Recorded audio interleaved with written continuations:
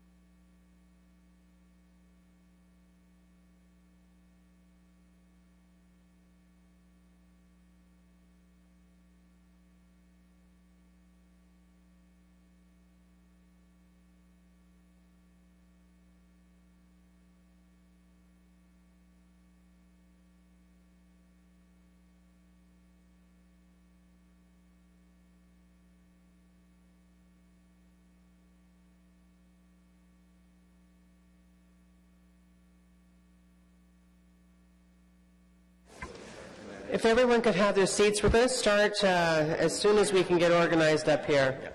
It's not an easy feat with this agenda because it's like a moving target, as you will have noticed if you've been actively engaged on any of the items from start to finish. So we'll get started in 2 minutes max. The other thing.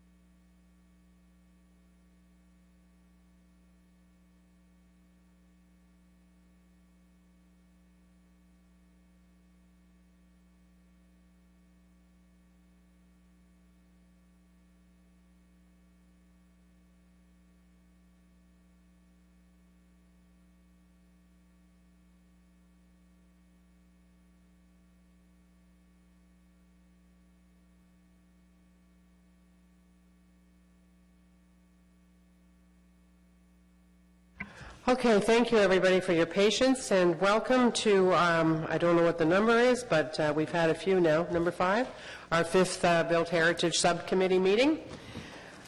Nice to see you all today here in July when probably some people would rather be on holidays.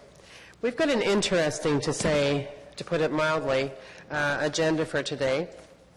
And so we're going to get started with it right off the bat. And so I'm going to ask, and I know that there are declarations of interest. Vice Chair Podolsky. Yes, Madam Chair, on 2 items, and I'd like to read my declaration of interest. I, Barry Podolsky, declare and direct pecuniary interest on items number 3 and 4 on the Built Heritage Subcommittee agenda. Item number 3, designation of the British American Banknote Company, 975 Gladstone Avenue, under Part 4 of the Ontario Heritage Act. And number 4, application to alter the former Carleton County Courthouse and the former Carleton County Registry Office, now together known as Arts Court, properties designated under Part 4 of the Ontario Heritage Act, according to the plans received from the City of Ottawa on June 10th, 2013. As I am the owner of Barry Podolsky Associates, Inc. Architects, and my firm has been retained to provide professional services in relation to Barry Podolsky Associates, Inc. Architect, the 2 above items. So I'm declaring interest on those. Thank you. And so when we get to them on the agenda, because they will be held, you'll be leaving. Thank you. Yes. I could have probably said that in a nicer way, but I think that we're, going to see that often enough that just so that we have our cards on the table. So we have 5 items today, and I'm going to look for a consent agenda on any items that can be considered in that fashion. So but first of all, we have the confirmation of minutes. We have the minutes from June the 13th. Does anyone have any changes, or can that be carried? Carried. Thank you. First item is the application to alter 106 to 116 Spark Street, 111 to 113 Queen Street, located in the Spark Street Heritage Conservation District and designated under Part 5 of the Ontario Heritage Act. We're going to have a motion to defer this item, and I'd like to thank the applicant for their concurrence in doing so. What's changed since the report went live on the city's site, and since we had an agenda that was released, is that we no longer are in a situation where we are protecting a facade. We are now going to be looking at a demolition and saving basically the windows. And so having that new report that we've just received with the NCC approval this week, we and you, the public, have not had an opportunity to review it in that light. So I think that Councillor is it Councillor Hobbs that offered to do that, or it's Vice Chair Podolsky that's going to move the deferral. Now, the interesting thing is that our meeting is our next meeting is September 12th, so we would be deferring this to the next meeting. And I've asked committee if September 5th works for them, because what I'd like to do is the September 5th have the item come to our committee on that date, so that the next week on the 10th it can go to planning committee where it has to be ratified, and then we would ask that the rules be waived to council the next day. I think that because the applicant has been very reasonable on this and understanding very much, and I did have that conversation with Mr. Rothwell from Ashcroft, that he understands very much that we need to undertake due consideration, as does our public. Okay? Everybody's good with that change to September 5th? Okay, so then the motion for deferral would say that we would defer this item until that date. We do have one person who wants to speak in favor, but now that Vice Chair Podolsky has moved the deferral, that's what you would be speaking to. So did you want to speak to deferral? And it would be Michelle Laboldis.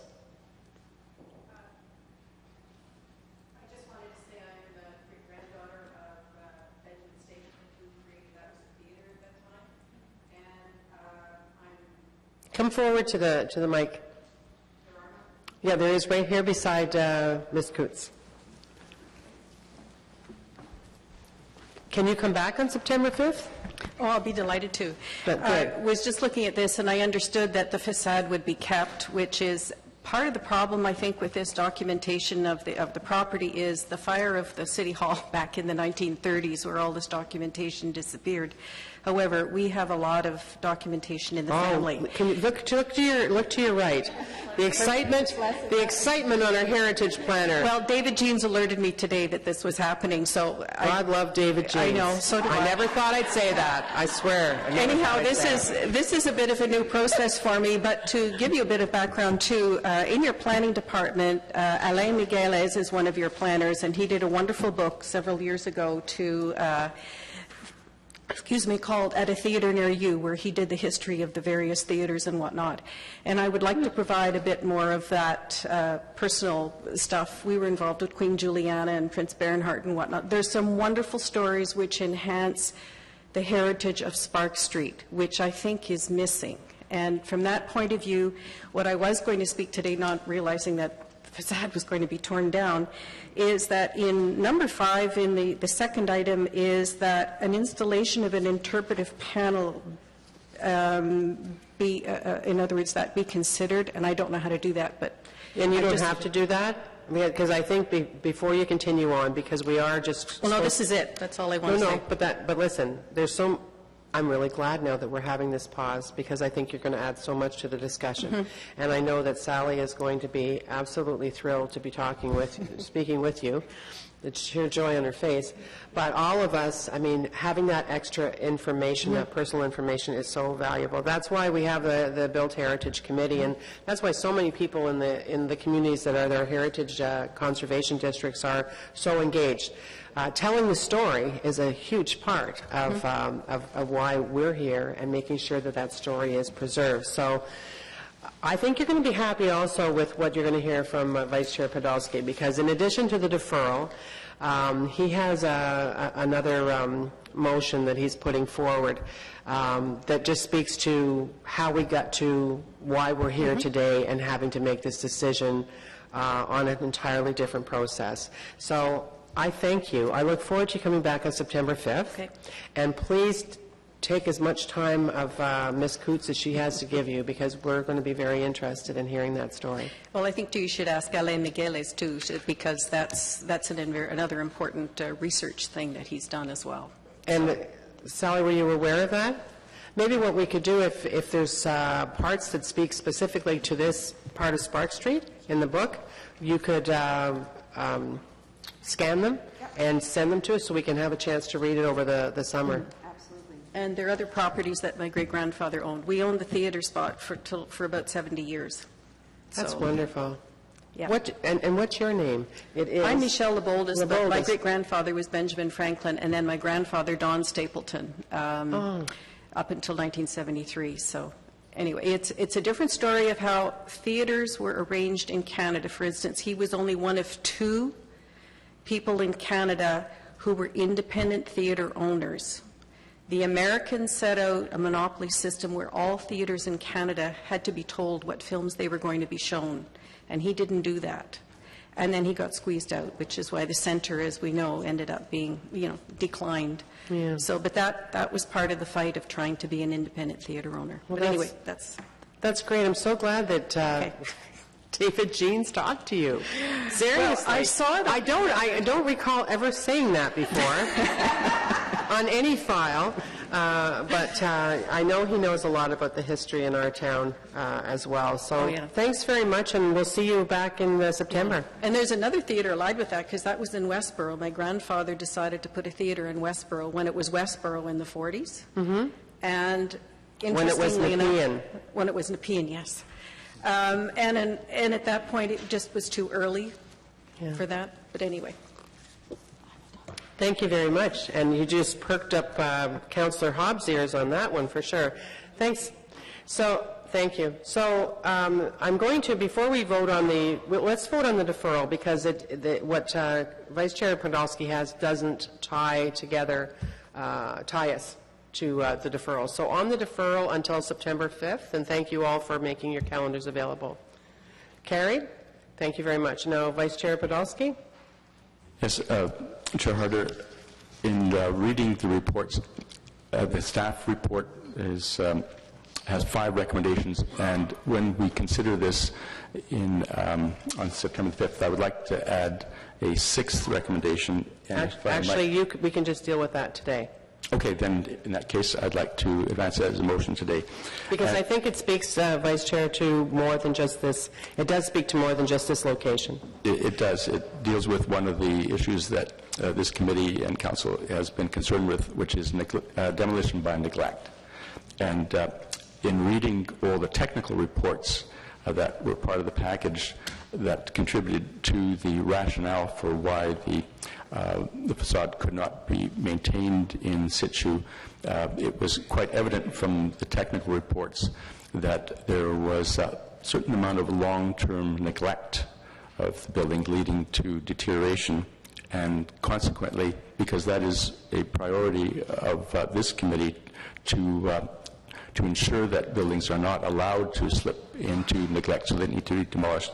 So this is the motion that I would like to put, and that is that the Built Heritage Subcommittee recommend that Planning Committee recommend that City Council approve the issuance of a letter to the National Capital Commission expressing Council's disappointment that, in the light of the technical reports filed, it appears that the NCC, the long-term owner of the property, is partly responsible for the need to demolish the existing heritage facade due to the lack of effective regular maintenance, essentially demolition by neglect. The letter should draw the NCC's attention to the Parks Canada Standards and Guidelines for the Conservation of Historic Places in Canada, particularly Standard Number 6, which requires that the owner, quote, protect and, if necessary, stabilize an historic place until any subsequent intervention is undertaken. So that's the motion. Is it up on the screen? Yes. It's a good one. Thank you. And I think it's something that certainly, Ms. Maitland, you must be happy to hear that. Yeah. We are hearing this, and this is only our 5th meeting, and so, and I know that Leslie and Sally, you see this all the time. So this is something that is worth doing, and it's not worth waiting till September, and it's not just about this one location. So, seconded by, what are we calling you, member? Member, trustee, Smallwood, Sandy. We don't actually need a seconder, but I know it's important to you, so all in favor? Carried? Thank you very much. When will it go to council on the 17th? Which one? If we're directing council What we'll do is next week, we'll walk it on to the, we'll ask that the rules be waived to consider it. Doesn't have to go to Planning Committee, I don't think. No, it doesn't. It's just from the Built Heritage. Yeah, 'cause it says that council Yeah. approves, so. Okay, so we'll do that next Wednesday. Okay? Everybody good? All right, thank you. So now on to Deja Vu number 2. Application to demolish a designated building, an application for new construction at 325 Dalhousie. Property, just because people say it both ways, a property located in the Byward Market Heritage Conservation District and designated under Part 5 of the Ontario Heritage Act. And on this one, we do have speakers, but we are going to have a presentation. Did you want to do a presentation? I think that we should have a presentation because this is a change from what we had approved previously. So, Ms. Coots, if you'd like to proceed.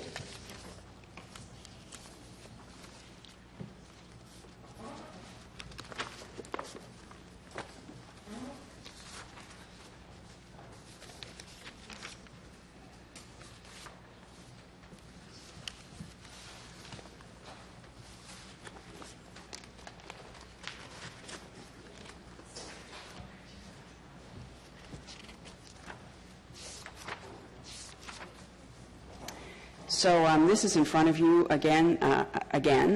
Previously, it was reconstruction, new construction, and today the application in front of you is for demolition and new construction under the Ontario Heritage Act at 325 Dalhousie. The site is located in the Byward Market Heritage Conservation District at the corner of Dalhousie and York Street. It is the site of the Union to Canada building. This is the Byward Market Heritage Conservation District. It shows the boundaries of the district. It also shows the categories of the buildings that lie within the district. And this particular building and this whole block face where it is located is a Category 4. So between George and York are Category 4, the lowest category buildings. Every building in the district was scored during the designation process with a group of citizens from the Byward Market and businessmen. This is what is considered the heart of the Byward Market, the character-defining element of the Byward Market, located around the Byward Market building here and the streets that face it. So it's got the highest density of, and Sussex have the highest density of higher-rated buildings, with the ratings flowing out as you head, especially to the east. Oops, wrong button. Sorry.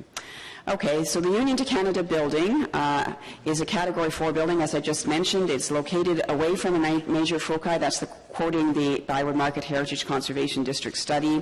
It was designed by Louis Lapierre, a Montreal architect, who also designed a couple of concrete churches and a chapel here in Ottawa. And the Union to Canada grew from a mutual aid society into a modern mutual insurance company. And this structure replaced their earlier office. Here is a bird's eye view. Oh, that's a bird's eye view with the new building. So this is, again, York Street, George Street, parking lots to the east. Development of the condominium is part of this project to the south, but it's not in the Heritage District, so is not under consideration today. This is the former Holiday Inn, now a Marriott, and Dalhousie. Again, another view of it in relation to the heart of the market. So it is located to the east. From the street, it is there's a central doorway and various commercial uses. And there it is in the winter, again from the street.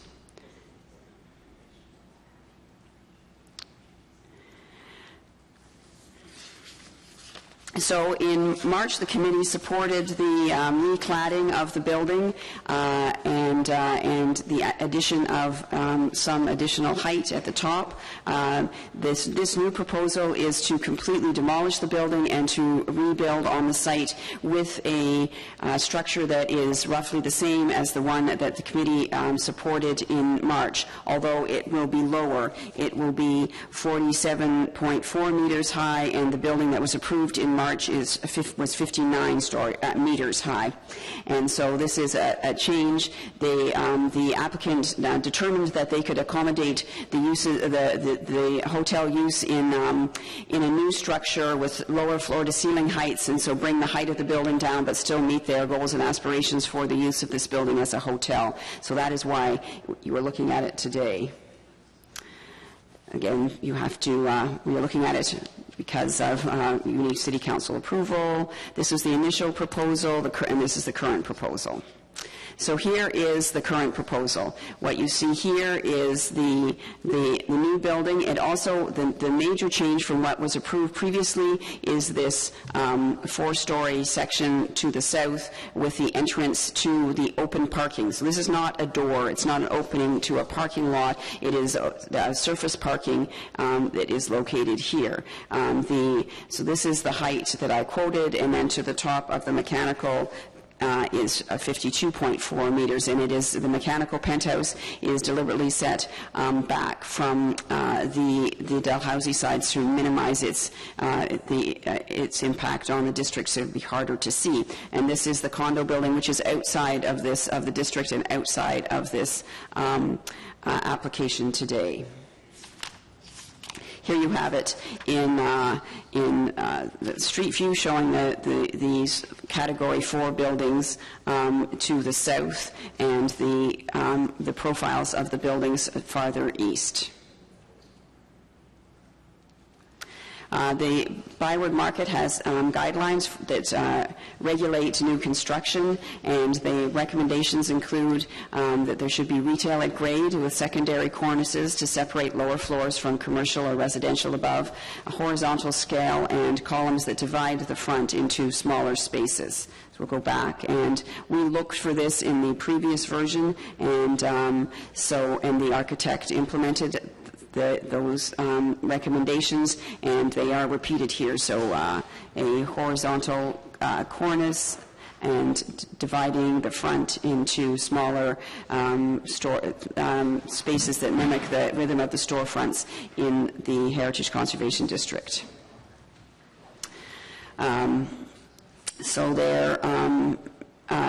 Those have remained from the previously approved building, but as I say, the height was reduced.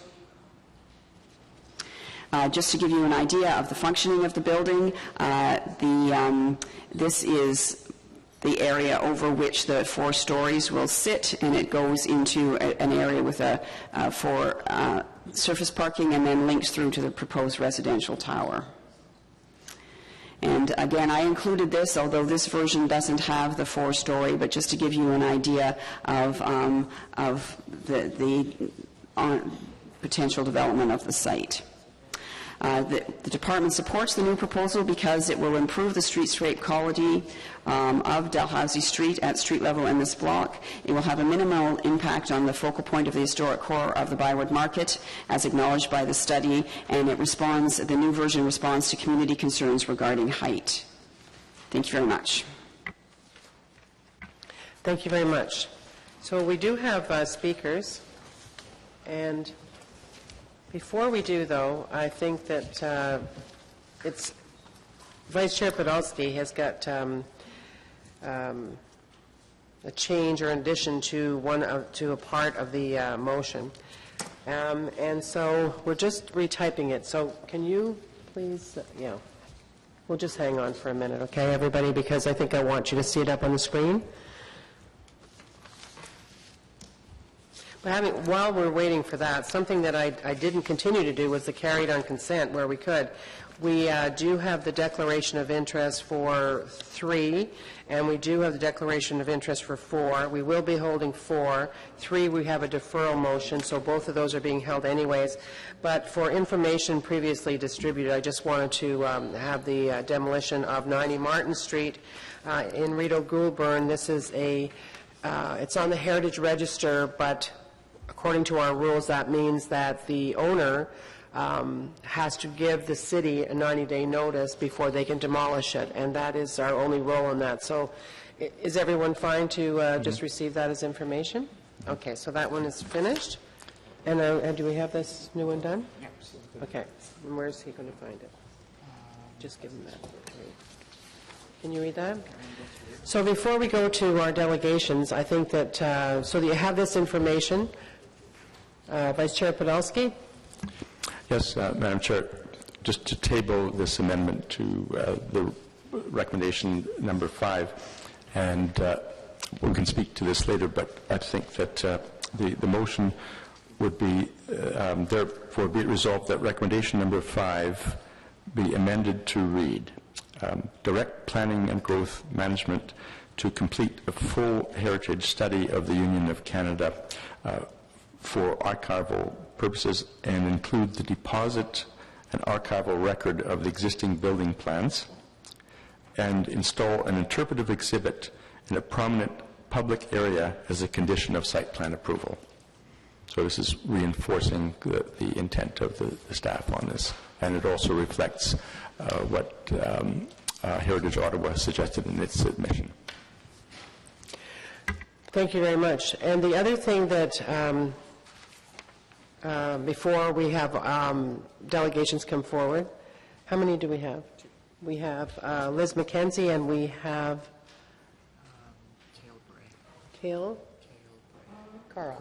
Carl Bray. So just hang on a minute. I wanted to also say that in the submissions that we've received and comments that we've heard, people are saying that, okay, well, they're not saying okay, but they're saying with the change in height coming down, how do we confirm that? You all need to know we can't do that at this committee, but what we are going to do is we're going to move a motion that will go to planning on Tuesday that's saying that the new height that Claridge has confirmed, the 47.4 or whatever it is, that is going, we'll have planning committee confirm that. And if you have any issues with that happening, Neil, you can come up after and speak to it. But I think that's a big issue for the public, and so we are going to make that recommendation to Planning Committee, that they confirm that new height if the demolition goes forward. And then that would rise the next day if the council allowed the rules to be waived, which I assume that they would. Okay, so that's just for your information ahead of time before you come up. And first up, I would like to ask Liz McKenzie to come up. Welcome back, Liz.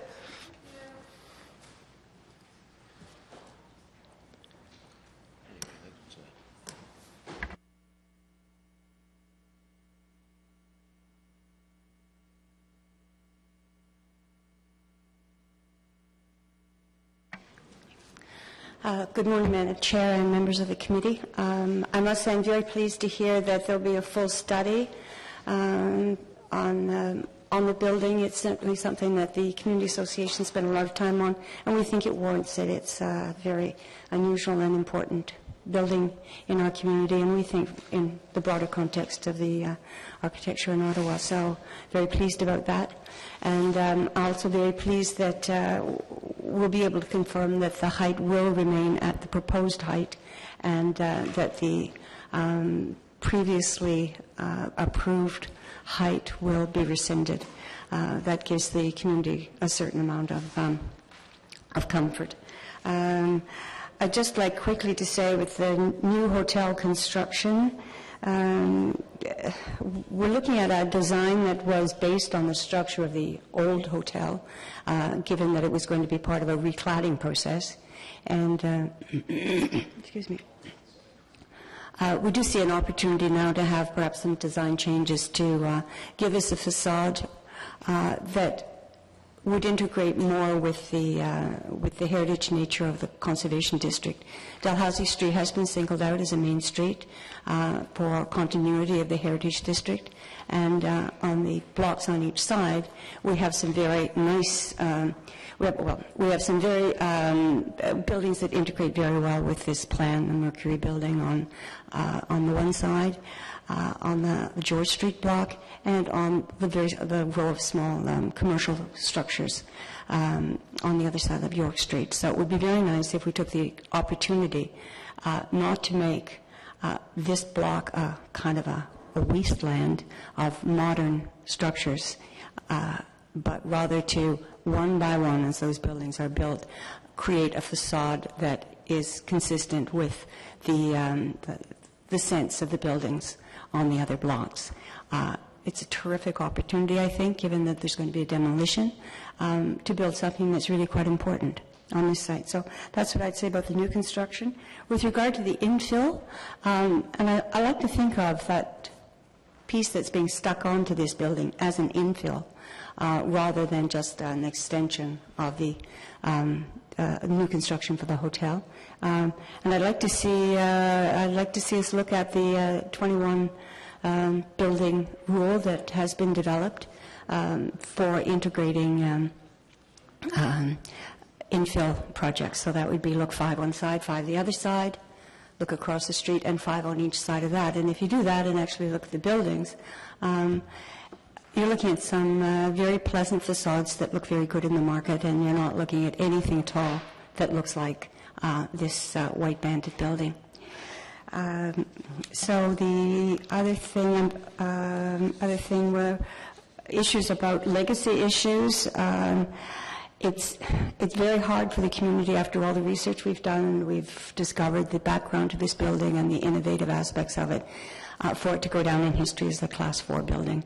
And I hope that there's an opportunity to revisit that when the heritage study is completed. I've given you the community notes, I think, well, of course, we're biased. I think they're quite fair, and they're based on the research that we've done from primary sources.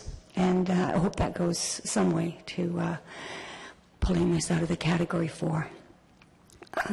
Excuse me. The other thing I wanted to mention was these targeted strategies that are in the official plan at 183, which suggests that council should look at this whole block and do something consistent there. We've spent hours of staff time, the developer time, and community time, and it's draining when you're trying to fight for every single building. If we had a study that said, this is what we want this block to look like, this is how it will integrate into the main streets, York Street and Dalhousie Street, and this is what we want people to see when they're in the capital along this block, I think it would be a very good exercise and save a lot of time if we know what's going to happen. So that's what I have to say. Thank you. And I'm going to ask if the committee has any questions, but I'm also going to ask Ms. Coates to comment on some of the comments that Liz was making, Ms. McKenzie was making, about that more fulsome look of like organizing the look so that there's a complete, kind of like we talked about complete streets, with this big complete neighborhood. Well, the Heritage Conservation District study does have guidelines for the development of new construction in the area, and it's very hard to apply to this particular building because of its height. But there are guidelines, and for example, in the next block north, there have been buildings that have been built that are brand new, but match the height and have award-winning buildings. In terms of the 21.5, that's infill development for housing, so it's not really applicable in this instance, so I can't really comment on that. And then the other is, I hate to sound like I'm passing it back, the other is a planning study, and I don't know where that is on, in terms of the department and where they are going with that particular piece of work, because it's not a heritage piece of work. Okay. So I apologize that I don't have a full answer. All right. Does anyone have any questions of Ms. McKenzie? No? Thank you very much for coming out. Okay. Thank you. Thank you. And now Carl Bray and team.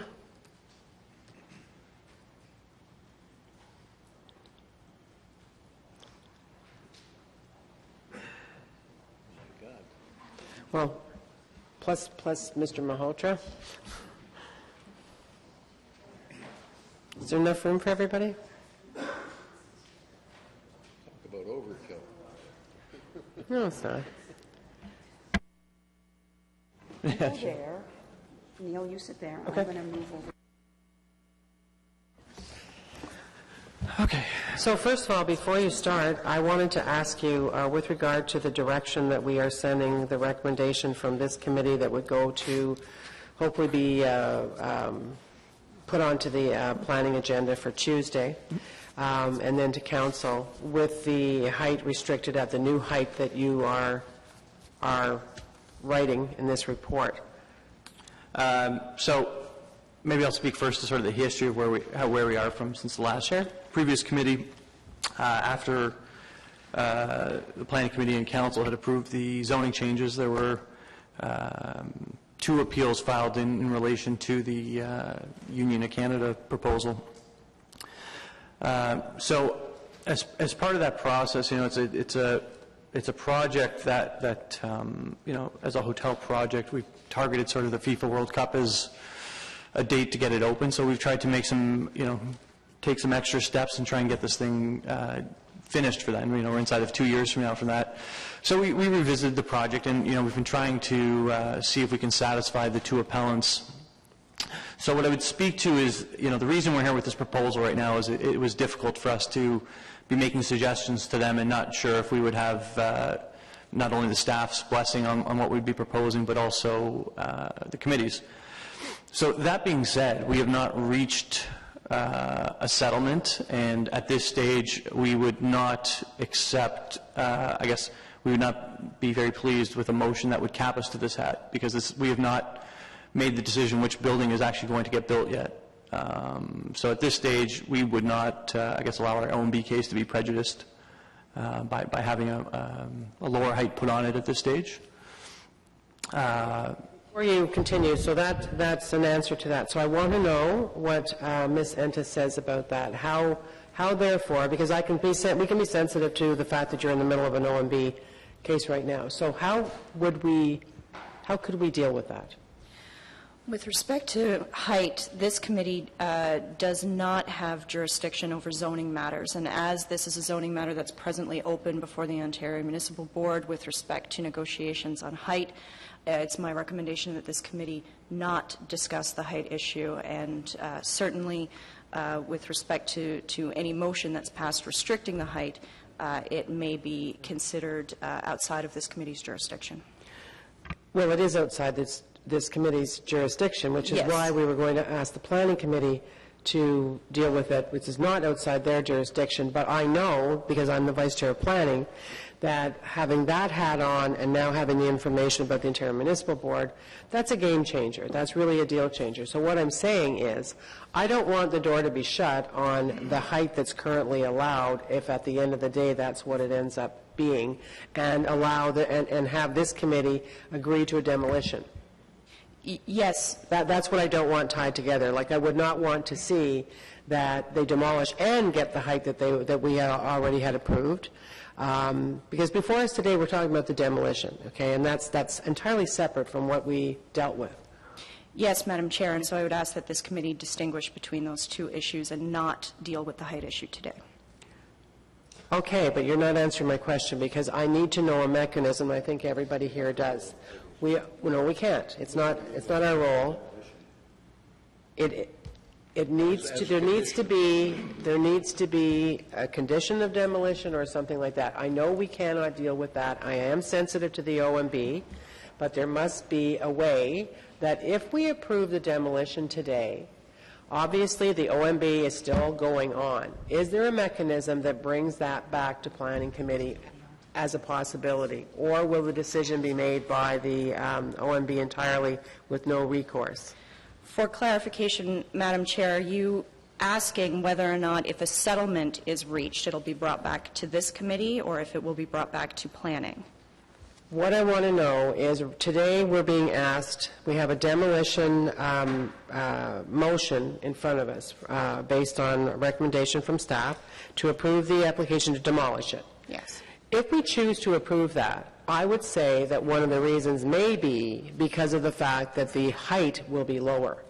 Okay? So therefore, we're going to take a leap of faith, basically, on the fact that having listened to all the delegations and the community and allowing a demolition, we are taking probably, I can't speak for everybody, but I'm looking around and I would think that probably the nods are there, the fact that we would accept the demolition, and one of the reasons would be the reduction in height.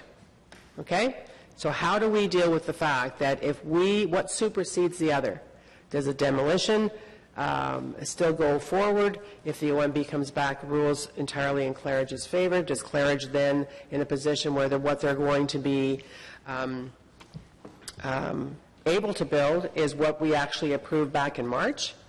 Or would they be able to do the demolition with the height as it was approved in March? Which is the one that because otherwise, I'm thinking to myself, like, is this the right thing to be doing today? Madam Chair, can I just interject that if today you're approving a set of a recommendation tied to plan, so you are approving that height. So if it were to be higher, if they were to come back and it were to be higher, it would be another new application, and we would have grounds to refuse it because the demolition was premised on this height, because we tie it to plans.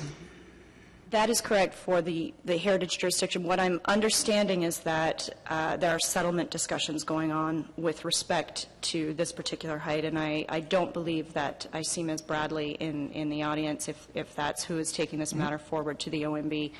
And so I would like to take 5 minutes just simply to see where we are in terms of the appeal in front of the Ontario Municipal Board before I provide an answer to committee on whether or not this could affect their settlement negotiations. Okay, so if everyone would just stay where you are, we'll recess for 5 minutes on that so that you can do that, because I think that's really important information we need. And while we're doing that, we could go to this is where I'm going to ask you to go to the corner or something, maybe go get a coffee in the kitchen. No, I'm good, thanks. Because we are going to have a motion from that Vice Chair Podolsky. I told you this was a convoluted meeting. Okay? We are. Barely. On item number 3, which is the designation of the British American Banknote Company, which Vice Chair Podolsky has already declared an interest and has left the building we do have a motion from Councillor Hobbs at the request of the applicant. Councillor Hobbs. Thanks, Madam Chair. This motion is to, I'll just read it. Whereas the Canadian Banknote Company has recently acquired the former British American Banknote property, and whereas the representatives from the Canadian Banknote Company will not be available to attend the meetings of the Build Heritage Subcommittee of July 11th or September 12th, therefore, be it resolved that the designation of the British American Banknote Company at 975 Gladstone Avenue under Part 4 of the Ontario Heritage Act be deferred to the October 10th, 2013 Built Heritage Subcommittee meeting. Would it affect it now that it's the 5th, not the 12th? Does it say September 5th? September 12th? September 12th? Then change it to September 5th? I've just altered the second paragraph to read that they're not able to attend July 11th or September 5th. Right. Where is this in the paper? What? Can we get a report on this? Yep.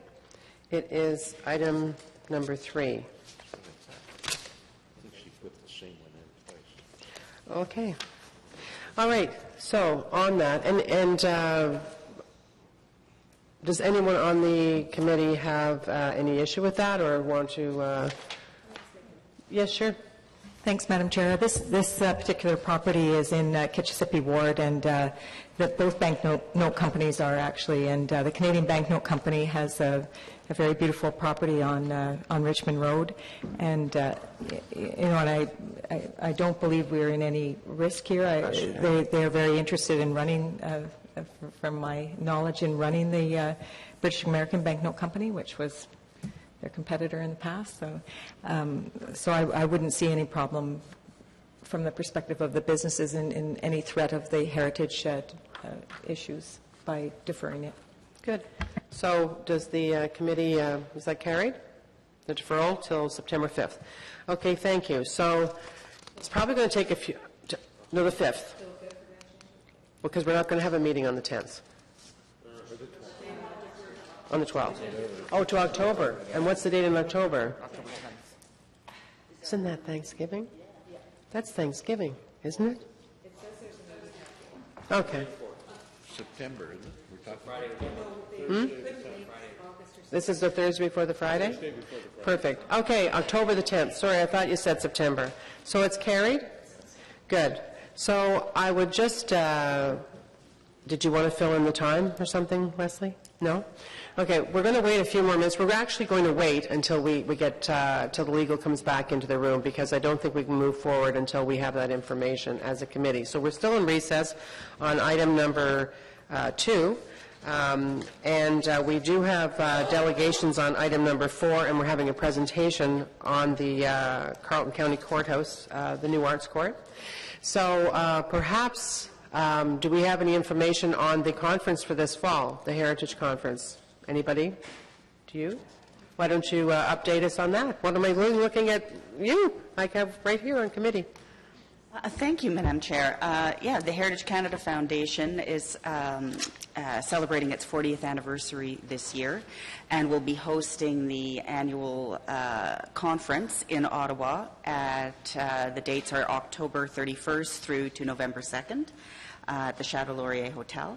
The organization will have a number of guest speakers, some international, mostly national. There are going to be a number of workshops and tours that have an Ottawa focus, taking advantage of our location in the city and the national capital from both a sort of town and crown perspective. Certainly the early registration rates are now in place, from what I understand, and I know the organization is encouraging Ottawans to participate in an opportunity to have a national heritage conference in their city. And how many people do you think will be attending the conference?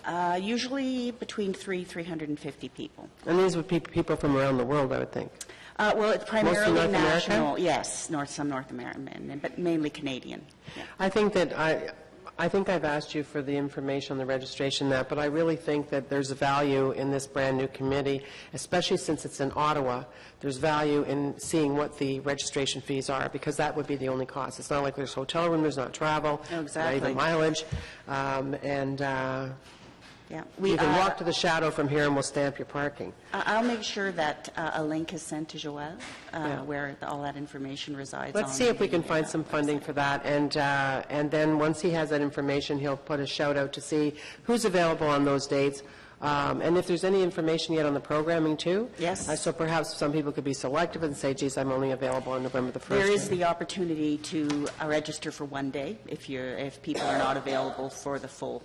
if you're stuck, I probably have lots of room in my discretionary fund. No, we can't use it for that anymore, Councillor Clark.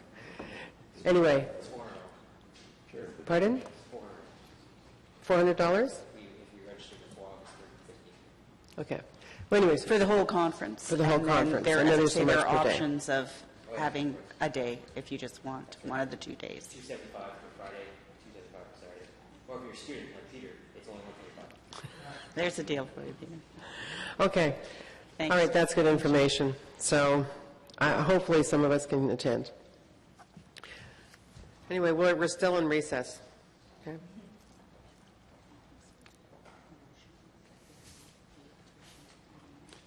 Take a stretch or get a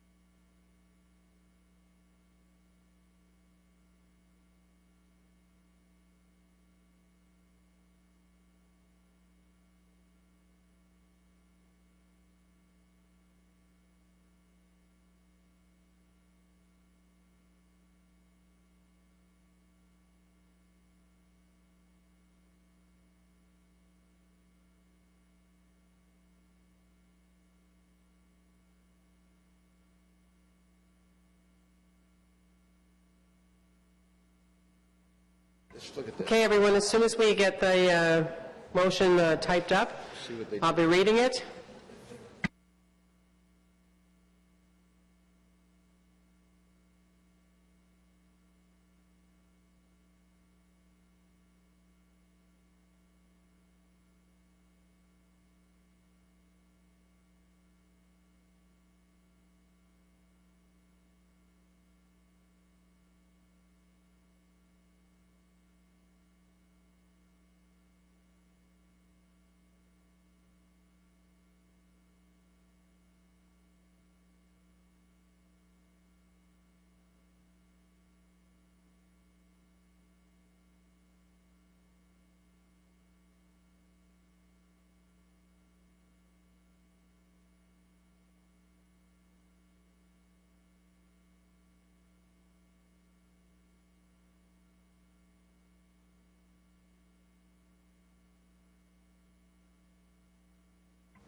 Sorry, everyone, for the delay, but to all of you I know in the audience and for us up here, it's really important that we take time, and the applicant needs clarity too in whatever the decision is, so this will give us that clarity.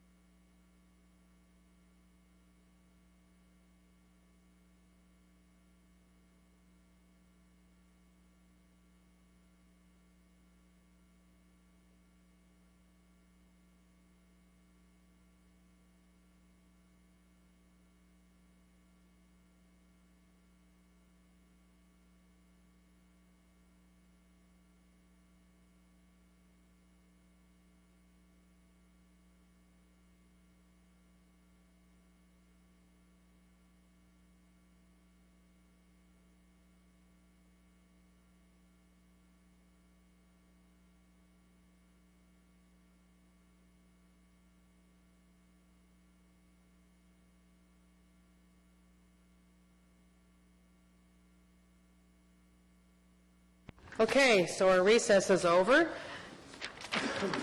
And before we continue, I want to read this. So this is a motion, and I would imagine that Vice Chair Podolsky will be moving it.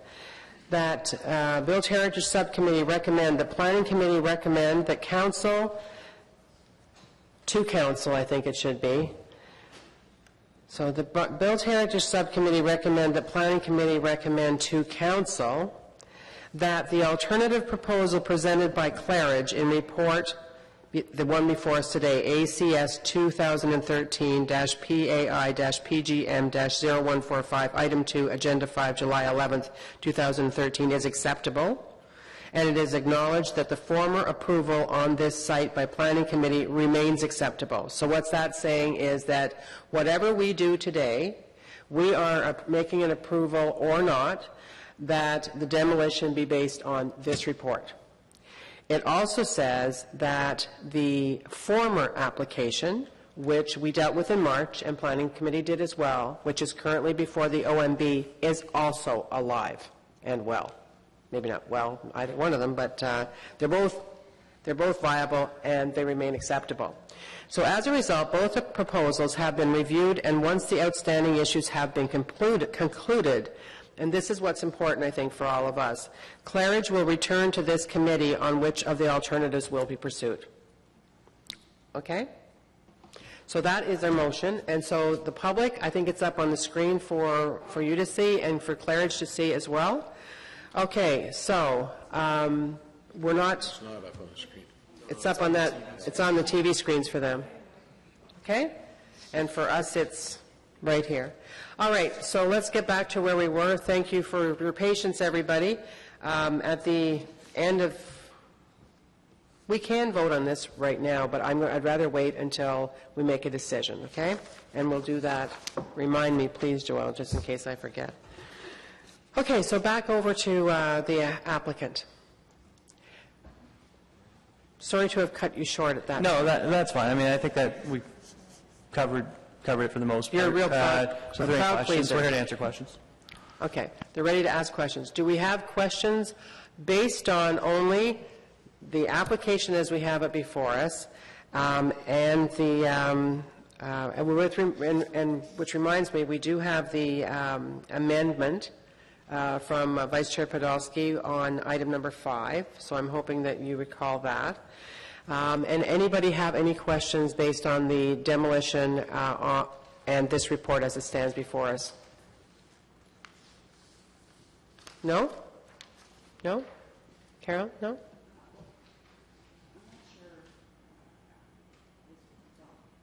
I'll ask it anyway. My question really is about having this issue is still alive before the OMB in terms of what was approved here last March. I'm just wondering why the change? Could I clarify one thing through you, Madam Chair, is that the OMB appeal is not related to the heritage application, it's related to the rezoning. Yes. So just to clarify that the heritage application was not appealed because under the Ontario Heritage Act, only the owner can appeal. And since committee and council supported the owner's position, there is no reason for the owner to appeal. Right. So okay. just to be okay. absolutely clear. I got you. Right. Yeah, thanks. Anything to add, Ms. Santa? No, Ms. Coots is correct in that. And thank you very much for that extra due diligence. Thank you.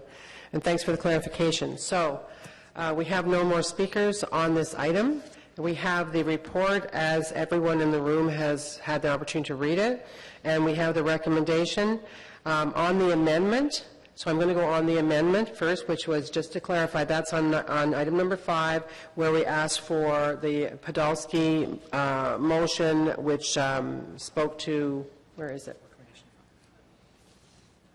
Yeah, direct planning and growth management, complete a full heritage study of Union to Canada for archiving and to include the deposit and archival record of the existing building plans and install an interpretive exhibit in a prominent public area as a condition of site plan approval. Is that amendment carried? Carried. Okay, on the motion as amended? Carried? Thank you.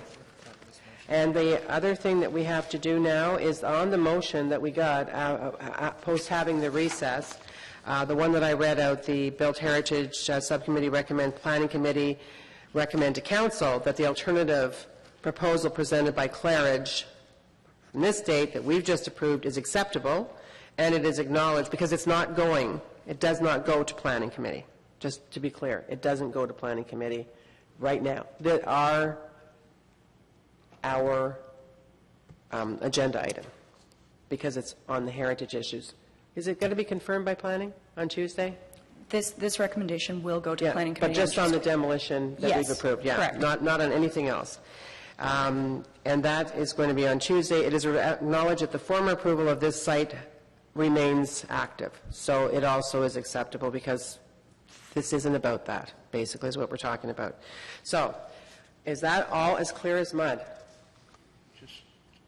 Yes. It's not as clear as mud.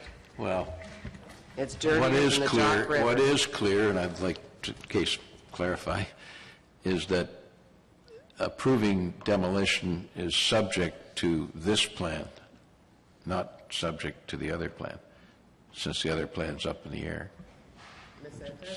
That's what it's supposed to say. I don't know what the words mean. I don't know who you're looking at, but we'll get our lawyer to look. Well, no, it's not for him to say. Ms. Santa? Yes, Madam Chair, what you're deciding on today is this proposal that's in front of you, the demolition with those conditions that are in this proposal that's in front of you today. It does not mix and match the two applications. Everyone's good. Thank you very much for your patience, everybody. We've covered that way, 6 ways to Sunday. Okay. Thank you. And so we'll say bon vacances to our Vice Chair. Madam Chair, I'm going down for an excellent cappuccino downstairs. Okay. Thank you. Are you leaving? He has a declaration of interest. Is that why you put on the last item on the agenda? Yeah. That's why I did it that way. Good thinking. Thank you very much.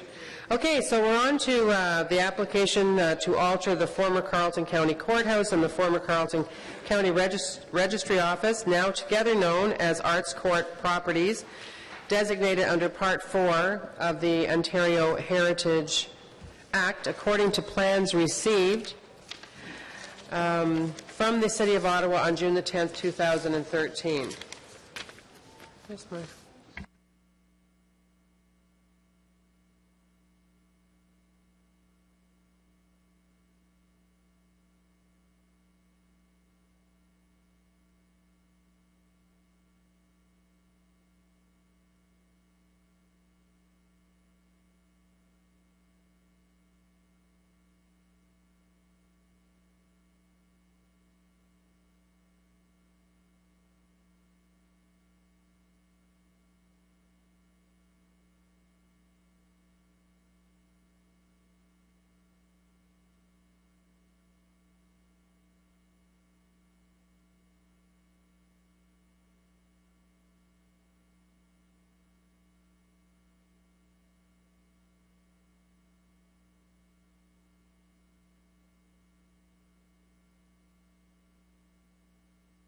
All right, so just while Ms. Coots is getting ready, because we are having a presentation, I'm sure that some of you are wondering perhaps why we're actually discussing this today, because as you know, just this week we did hear from Canada's Heritage Department further to our application for funding for $9 million, which we've been waiting for, quite honestly, we've been waiting for that, and they've come back and said they're giving us nothing. And yet, we're going to continue with our process today, and we're going to continue on Tuesday at Planning Committee as well. Because the heritage element is just one piece of the process, and that's what's before us today. So that's not changing. We're going to continue to work as a city to look for funding for this very important project. It is a very important project, and we have identified it as a council, and it has been ongoing for a number of years now.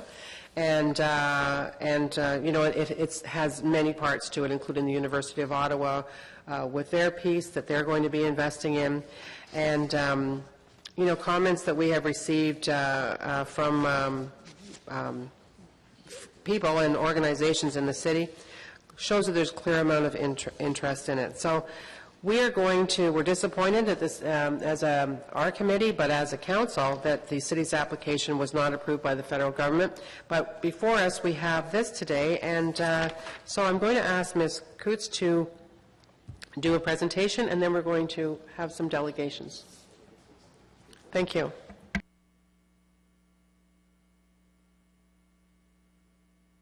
Thank you very much, Madam Chair.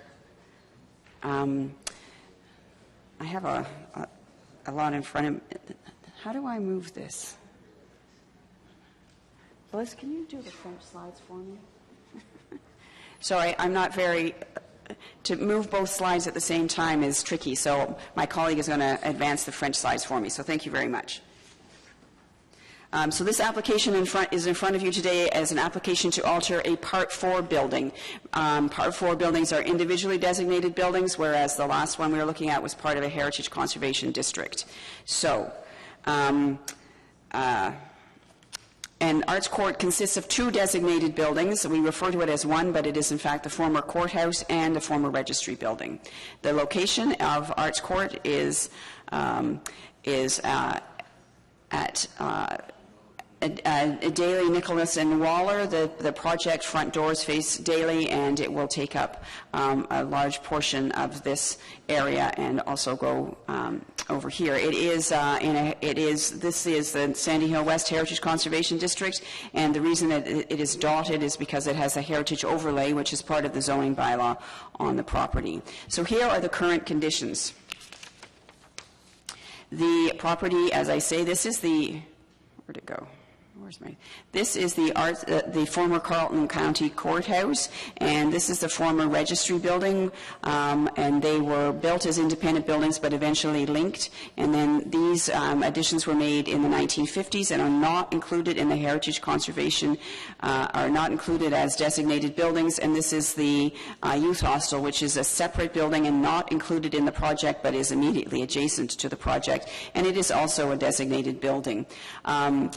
And this is why the Saw Gallery, etc. So the whole complex of 2 buildings joined by the 50s building serves as Arts Court. The descriptions of the reasons that these 2 buildings are designated is included in your report.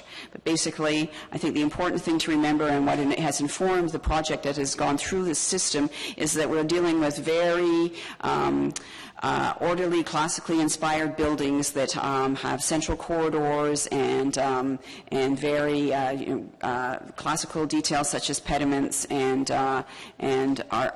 pillars, etc. Again, it is to alter these properties under the Heritage Act. Here is an historical photo, because everybody loves historical photos. So this is the original building within, I would think, 10 years of its construction, and the registry office would have been over here. And it is remarkably similar today. Because it's no longer a courthouse, we don't have Justice. We don't have her on the top anymore, and there have been changes at grade, but it is remarkably similar to it was over 100 years ago. So the application, again, is to alter Arts Court to allow the construction of an addition, which is a very large and complicated addition, which is comprised of a new Ottawa Art Gallery, a black box theatre for the University of Ottawa, a 23-story tower, which is going out for RFP. It will not be residential, hotel, office. It hasn't been determined, and then there's a link to from the designated structures to the new, I say buildings, but really the new parts of the building, because they are all joined. So here is the site plan, which will help you understand how complicated this is. So this is the existing Arts Court heritage sections here. This is the 50s part that I showed you earlier here, and all of this to the east of this line is the new construction, and this is the youth hostel, the former jail. So that is also included in your report. You might want to actually turn to it, because then you can figure out where we're going when we go through the slides.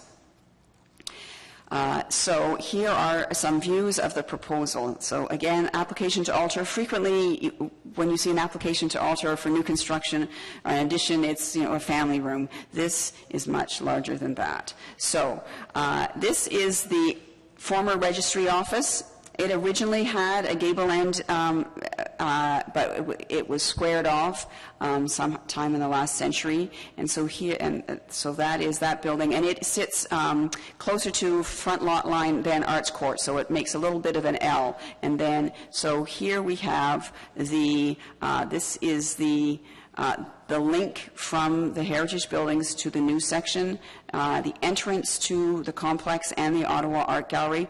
This is the Ottawa Art Gallery and here, and this is the proposed tower, and this is University of Ottawa space. The architect is also here today, so he can correct all my errors in terms of use. This is the view north, so the back of the Ottawa Art Gallery and the proposed tower and the youth hostel. From the south you cannot see the heritage buildings, but you certainly can see the additions to the property. Here is, this has evolved since here, but I think it's very important for the committee to understand the link. So this is the heritage building here, the registry office, and what we were looking for and what we were in discussion for many years about was making sure that the new and the old, this according to standards and guidelines and accepted heritage practice, were clearly distinct from one another, and that there was a break between the complex of heritage buildings and the complex of new buildings. So this glass link between the two serves that purpose. One of the other things is that it is an extremely complex site, but if you actually look at lines, and again, remember classical revival, so very, very organized, and the lines and alignment from the Arts Court, the rest of the building took its cues from certain design elements. So you can see here, again, the base of the pediment, the sort of window lines, so it does line up. Again, I've included some elevations because, anyway, so this is facing east. This is the west elevation. This is the south. Anyway, so again, what we were looking at is, again, today we're approving the application, issuing the heritage permit with a 2-year expiry date. We might want to, given the funding situation, I might ask you to maybe make that 3, just so there's ample time to gather up the funds and then not have the heritage permit expire, and then delegate authority for minor design changes. This is, we always put in our application so that, if one of the windows changes a bit, we don't have to come back to Built Heritage Subcommittee every time.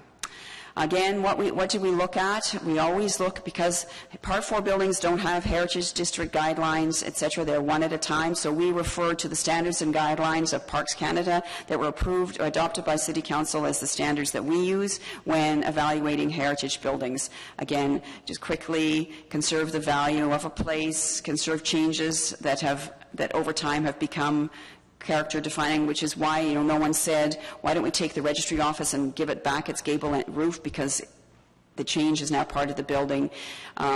Conserve the heritage value by adopting an approach calling for minimal intervention. Again, that's why we separated the new from the old with the link, so there's very little actually touching the the designated properties, and conserve the value when you're looking at new additions. And then there are guidelines. There are many, many guidelines, but basically they're about retaining built form, uses that are appropriate. Well, the use of this has long been abandoned. It was a courthouse. Now it's an arts institution. It will continue to be an arts institution. And then drawing a clear distinction between the new and the old construction, which is what is done by taking the cues from the alignments that I showed you, but clearly not trying to build a 19th century courthouse again for an arts institution. It is all new. In terms of consultation, Heritage Ottawa was notified of the application, and its comments are in the staff report. Neighbors within 30 meters were notified, and Action Sandy Hill was notified.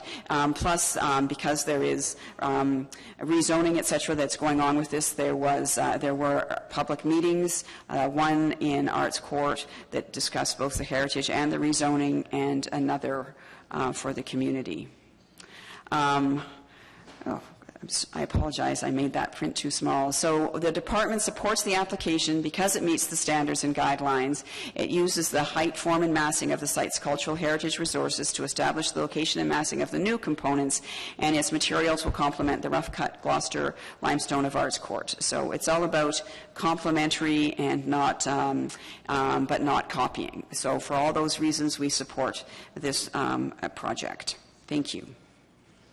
Thank you very much, Ms. Coots. And just before you ask a question, I will say that we have the only registered speaker we have is Mitchell Hall, who is the architect and is here for questions if we have them specific to his work. So we do have some questions, so we'll call him forward if you want, but first of all, I'll go to Councillor Clark. Thank you, Madam Chair. Is the youth hostel embedded in this project? No, the youth hostel is, it is immediately adjacent to, but it is not embedded in the project. It remains I didn't think I saw it there, that's why I asked. Yeah, if you look at the drawings that I showed you, they illustrate, especially the site plan, maybe we can go, oh, this is a good one behind you, Councillor. I can do that too.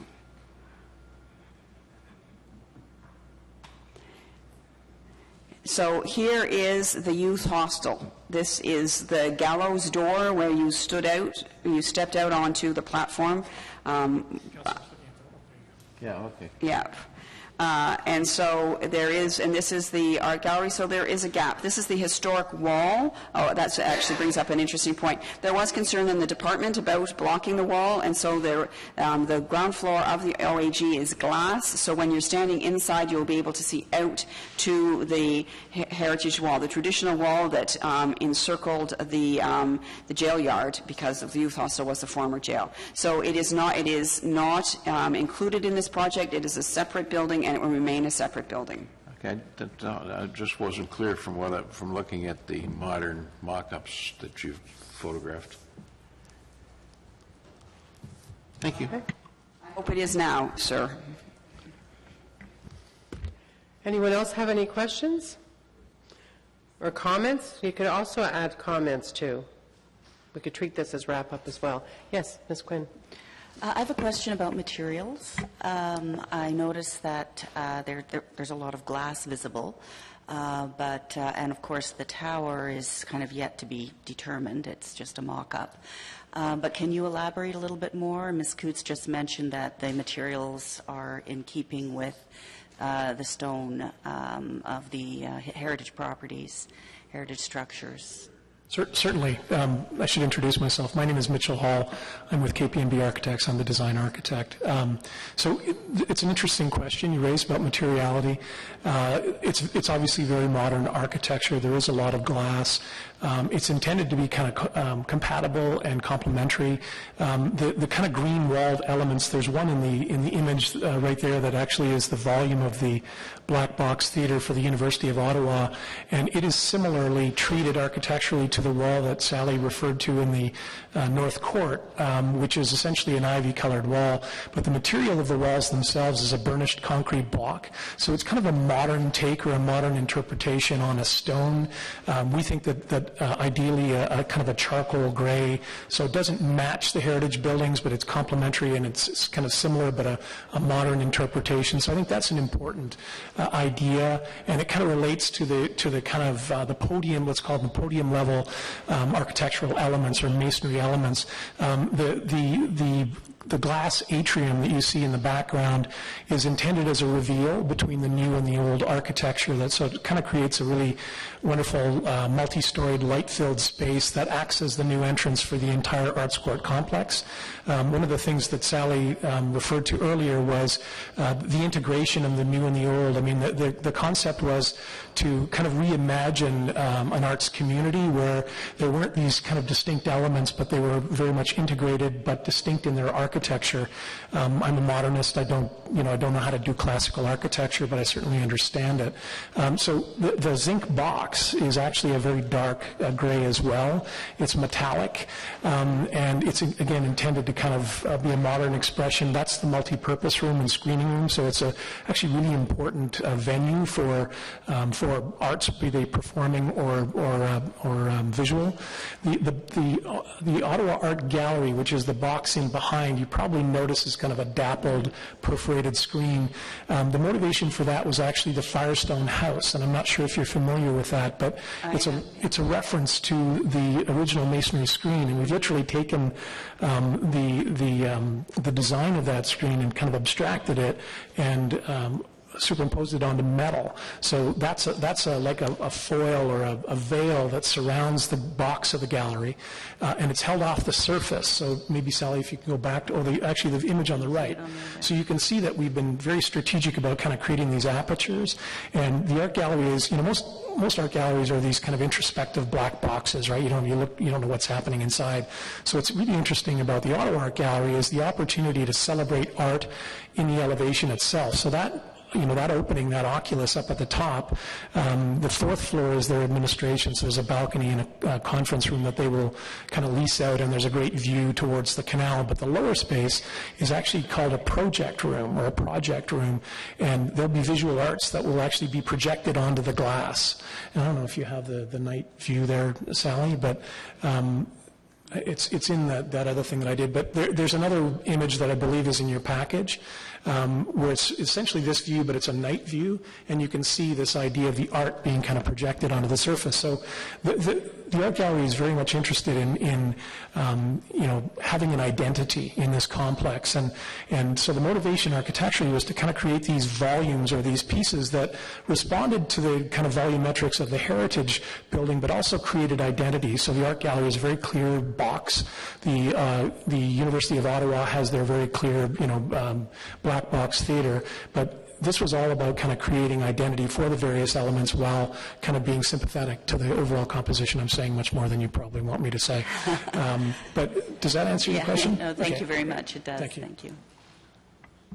Yes, Member Smallwood.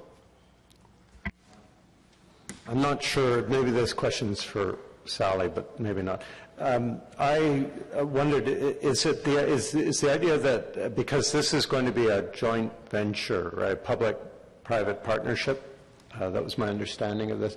So is it the intent that this plan will be adopted by whoever the private partner is without alteration? I had originally thought that this was just sort of a guideline, but it sounds like this is what we the city, expects will be built eventually. Thank you. It is a complex financial arrangement, but it is my understanding, and everybody behind me can correct me if I'm wrong, is that the tower is the item that is most likely to change, because that there will be a request to build the tower, and the rest will remain the same. I can perhaps add to that. I think that the institutions as well as the city are very interested in kind of a certainty of outcome. And it is kind of like a 3P, but not quite. It's sort of a combination between a design build and a 3P. And the intention is to produce a prescriptive spec that would require the design of the cultural components to be maintained more or less the way they are. I mean, obviously there will be minor modifications, but unfortunately there'll be another architect involved, and they will take on the design and they will evolve it through working drawings. We're only taking it to design development. But Sally's quite right. The idea of the tower is really the opportunity for the developer. That's what they get with their air rights. There's obviously parking below that would be related to that. And I think that it's very important that the city understand that there needs to be some form of control over the outcome of the tower, because I think that it could be problematic otherwise. The challenge is that it could be a hotel or it could be a condominium, and an office is on the table. However, I think that the floor plate, which really, I mean, as shown, is about 8,000 square feet. It can't really be much bigger without overwhelming the cultural components. That doesn't lend itself well to an office tower. So, I mean, ideally, this would be a hotel, condo, or a combination thereof. And we've had meetings with a number of potential developers who've shown real interest in this project and are we've done actually layouts for them. So there's a real comfort level with the tower. But I think that there needs to be, the city needs to ensure a certain level of design control over the tower, would be my personal opinion. Yeah, and when the final design of the tower appears, if it is substantially different, then we would take it through as another application under the Heritage Act. Now it is conceptual, a lot about the height, because that's what the rezoning, which is going to Planning Committee next week, addresses that height. But I think that there would be another application. Because we delegate minor changes, if the tower was dramatically different, I mean, it would not be a minor change, so. Good? Moving right along. Good. Everyone, no more questions? Well, I want to say thank you, Mr. Hall, for coming today from Toronto, and really appreciate that. I know that the city, like I said earlier, is really, really proud of this project, and we've been invested in working on it for many years now. So thank you to staff, and thank you to everybody that's participated. Turn your mic on. It's less a question than a comment, so before you wrap up. Sure. I do have some concerns about the sight lines to the heritage buildings. The new development certainly does, I think isolate is too strong a word, but kind of limits the visibility of the building from looking at it from the west side and the north sides. I haven't seen a perspective from, let's say, if you were standing at the corner of Daly and Nicholas, looking directly at the west side. I would say basically any view of the heritage buildings would be eliminated. From this angle, I can envision that you would not see any of those heritage structures. So the Nicholas side, this is Waller, correct? I'm sorry, I guess I mean Waller. Yeah. So I mean Daly and Waller, yeah. So this is Waller. This is the youth hostel. So you can see the youth hostel. Now, that is true. Now what you see from here is the backs of the Arts Court building, so you wouldn't see the heritage building on your feet now, because if you were standing here, because what you see is the 1950s addition to it. And also this site for many years was the site of a police station, so it's not an historically, I mean, again, since the early 90s it's been open, this land, but traditionally there was a high-rise building here that blocked the views. So now you won't see the back of the 50s building, you will see this. That cannot be denied. I know that. I guess, Sally, in some ways, I know that the old jail is not part of this project. Mm-hmm. But I'm really thinking of that building when I make that comment. Okay. Because it is part of the complex, even though it's not going to be affected directly. Nothing is going to be built up adjacent to it or et cetera.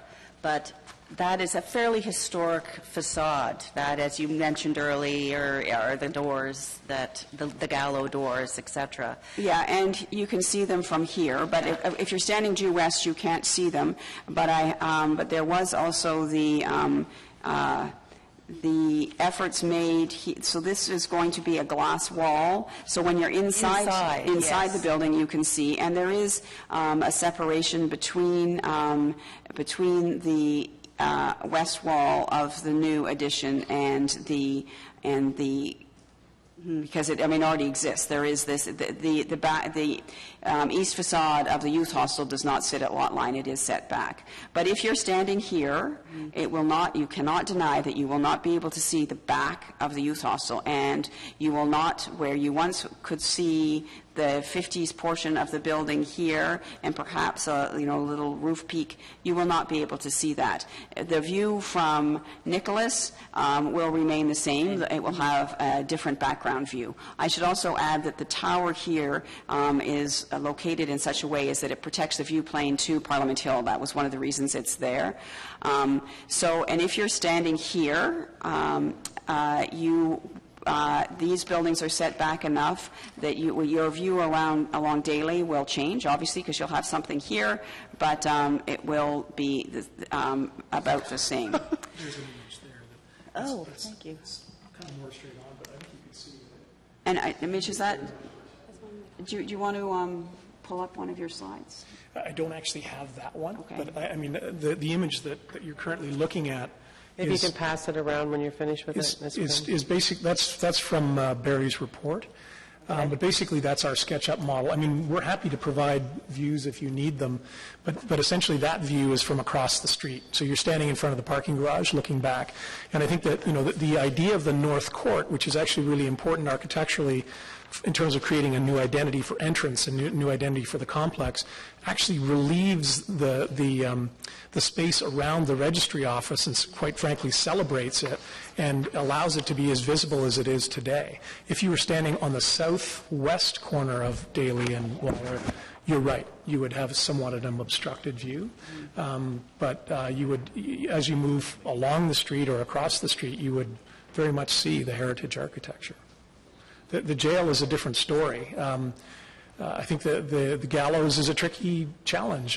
Quite frankly, I worked on the Don Jail in Toronto, and, that's kind of hallowed ground, and we discussed a number of options as to how to manage that, and as opposed to, rather than make a spectacle of it, preserve its kind of history and allow it to be viewed, but in a very kind of discreet and respectful way. And I think that's the intention here with the gallows. We've talked about a couple of different options. Sally mentioned that we kind of use the heritage wall to literally slide into the base of the building and almost prop up the volume kind of visually. So the idea with the gallows is that, we can do it a couple of ways. We can either have some kind of an aperture in that stair that you see in the corner, so as you move up adjacent to the old stone wall, you could arrive at a landing that then looks out at the gallows, or we could do that internally within the gallery space proper and essentially enclose it or put doors on it so it can be highly controlled in terms of how, the public sees it. I just think it's important the public sees it. I totally get that. And so we want to work with the heritage groups and Sally in particular to figure out what the right, as I say, respectful solution is to doing that. You're quite right. You can't see it straight on anymore. Mm-hmm. Well, thank you. I just wanted to make sure to raise that You're concern. welcome. Thank you. Everybody good? Well, thank you again. And so, as I was saying, it is a great project, and it's really exciting, and hopefully we're successful in acquiring new funding, and we get our private partner in place soon. You've given us something great to work with, and I really appreciate your coming and the extra detail you provided today. Thank you very much. You're welcome. And thank you, Sally, for your work. Thank you, Bliss, for coming today to back us up on any questions that really don't belong at this committee, but which always seem to arise anyway. So on that, the application, is it carried? Carried. Thank you. Thanks, everybody. So, surprisingly, it's not quite 11:30, and we're still here. Any inquiries? Notices of motion? Adjournment? Adjourned? Okay. All right, thank you.